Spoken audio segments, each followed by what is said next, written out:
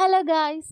അപ്പോൾ ഇതുപോലെയുള്ള നല്ല ബ്യൂട്ടിഫുൾ ആയിട്ടുള്ള ഇയറിങ്സ്, നല്ല പാർട്ടി വെയർ ആയിട്ടുള്ള ഇയറിങ്സ് എങ്ങനെ നമുക്ക് വീട്ടിൽ തന്നെ വളരെ സിമ്പിളായിട്ട് ചെയ്തെടുക്കാൻ നോക്കിയാലോ? വളരെ കോസ്റ്റ് കുറവാണ് കേട്ടോ ഇതിന്. അപ്പോൾ ഇതുപോലെയുള്ള ഇയറിങ്സ് നമ്മൾ കടകളിൽ കണ്ടിട്ടുണ്ടാവും. പക്ഷേ അതിന് 80, 100, 120 വരെ വില വരും. പക്ഷേ ഇത് ഞാൻ വീട്ടിലുണ്ടാക്കിയെടുത്തപ്പോൾ എനിക്ക് വളരെ ചിലവ് കുറവായിരുന്നു.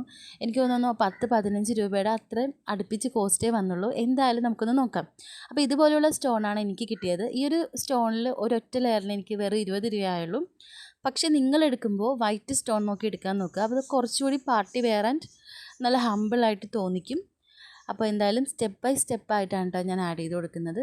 ഇതുപോലെ നല്ല യു ഷേപ്പിൽ കുറച്ച് 2 പ്ലാസ്റ്റിക് ഷീറ്റ് ഞാൻ വെട്ടിയെടുത്തിട്ടുണ്ട്. അപ്പോൾ അതിന് ഞാൻ കട്ട് ചെയ്ത് വെച്ചിരിക്കുന്ന സ്റ്റോണ് ഒട്ടിച്ച് ചേർക്കുന്നുണ്ട് കേട്ടോ. അപ്പോൾ സ്റ്റോണിൻ്റെ നീളം ഞാൻ എടുത്തിരിക്കുന്നത് എനിക്ക് ഇത്രത്തോളം ഇറക്കം വേണം എന്നുള്ളതനുസരിച്ചാണ് ഞാൻ സ്റ്റോണിൻ്റെ നീളം എടുത്തിരിക്കുന്നത്. അപ്പോൾ നിങ്ങൾ എടുക്കുമ്പോഴും നിങ്ങൾക്ക് എത്രത്തോളം ഇറക്കം വേണം എന്നുള്ളതിനനുസരിച്ച് എടുക്കുക. അപ്പോൾ രണ്ടാമത്തെ ഇത് ഞാൻ സ്റ്റോൺ ആഡ് ചെയ്ത് കൊടുക്കുമ്പോൾ ശ്രദ്ധിച്ചേക്കുന്ന ഒരു കാര്യം, ഫസ്റ്റ് ആഡ് ചെയ്ത് കൊടുത്തതിനേക്കാളും കുറച്ചുകൂടി ലെങ്ത്ത് കൂടുതലാണ് സെക്കൻഡിന്. അപ്പോൾ കുറച്ചുകൂടി ഭംഗിയുണ്ടാവും.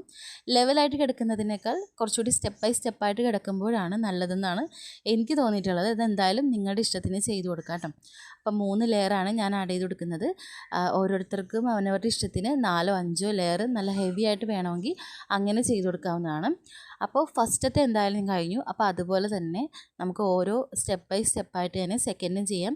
സ്റ്റെപ്പ് ബൈ സ്റ്റെപ്പായിട്ട് പറയുന്നതെന്ന് വെച്ചിട്ടുണ്ടെങ്കിൽ നമുക്ക് ഓരോ ലെയറും നന്നായിട്ട് സെറ്റ് ചെയ്തതിന് ശേഷം രണ്ടാമത്തെ ലെയർ ചെയ്ത് കൊടുക്കുമ്പോൾ അതവിടെ സ്റ്റേബിളായിട്ട് നിൽക്കും. അപ്പോൾ അതുകൊണ്ടാണ് സ്റ്റെപ്പ് ബൈ സ്റ്റെപ്പ് എന്ന് എടുത്ത് പറയുന്നത്. അപ്പോൾ എന്തായാലും നമ്മുടെ പണികൾ പകുതി മുക്കാലോളം കഴിഞ്ഞിട്ടോ. അപ്പോൾ സൈഡിലെ പ്ലാസ്റ്റിക് ഷീറ്റൊക്കെ നന്നായിട്ട് വെട്ടിക്കൊടുത്ത് പുറകിൽ ആണി നന്നായിട്ട് സ്റ്റേബിളാക്കി കൊടുത്തു കഴിഞ്ഞാൽ നമ്മുടെ കമ്മലിൻ്റെ ഫൈനൽ റിസൾട്ട് ആയിട്ടുണ്ട്. ഇട്ട് കഴിഞ്ഞപ്പോൾ എനിക്ക് ഒരുപാട് ഇഷ്ടപ്പെട്ടു കേട്ടോ. കുറച്ചുകൂടി ഹെവി ആയാലും ഇത് കൂടുതൽ ഭംഗിയാവും. അപ്പോൾ നിങ്ങളുടെ അഭിപ്രായങ്ങൾ ഒക്കെ എന്തായാലും കമൻ്റായിട്ട് അറിയിക്കുക. അപ്പോൾ അടുത്ത വീഡിയോ ആയിട്ട് വരുന്നത് വരെ ബൈ.